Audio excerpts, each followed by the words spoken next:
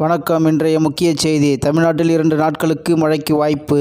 இச்செய்தியை முழுமையாக கேட்பதற்கு முன்னாடி நம்ம சேனலை சப்ஸ்கிரைப் பண்ணாதவங்க சப்ஸ்கிரைப் பண்ணிக்கோங்க. மறக்காமல் பெல் பட்டனை கிளிக் பண்ணிக்கோங்க.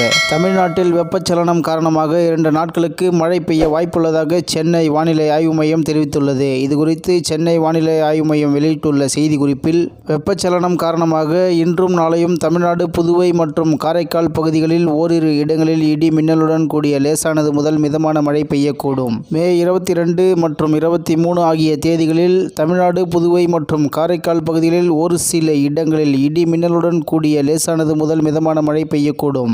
சென்னையை பொறுத்தவரை அடுத்த 48 மணி நேரத்திற்கு வானம் ஓரளவு மேகமூட்டத்துடன் காணப்படும். நகரின் சில இடங்களில் இடி மின்னலுடன் கூடிய லேசான மழை பெய்யக்கூடும். இன்றும் நாளையும் மன்னார் வளைகுடா, குமரி கடல் பகுதி, தமிழக கடலோர பகுதி மற்றும் அதனை ஒட்டிய தென்மேற்கு வங்கக்கடல் பகுதிகளில் பலத்த காற்று மணிக்கு 40 முதல் 50 கிலோமீட்டர் வேகத்திலும், மத்திய கிழக்கு வங்கக்கடல் மற்றும் அதனை ஒட்டிய வடக்கு அந்தமான் கடல் பகுதிகளில் சூறாவளி காற்று மணிக்கு 40 முதல் 50 கிலோமீட்டர் வேகத்திலும், இடையிடையே 60 கிலோமீட்டர் வேகத்திலும் வீசக்கூடும். வடக்கு கேரளா, கர்நாடகா கடலோர பகுதிகள் மற்றும் அதனை ஒட்டிய அரபிக்கடல் பகுதிகளில் சூறாவளி காற்று மணிக்கு 40 முதல் 50 கிலோமீட்டர் வேகத்திலும், இடையிடையே 60 கிலோமீட்டர் வேகத்திலும் வீசக்கூடும். எனவே மீனவர்கள் இப்பகுதிகளுக்கு செல்ல வேண்டாம் என்று அறிவுறுத்தப்படுகிறார்கள்.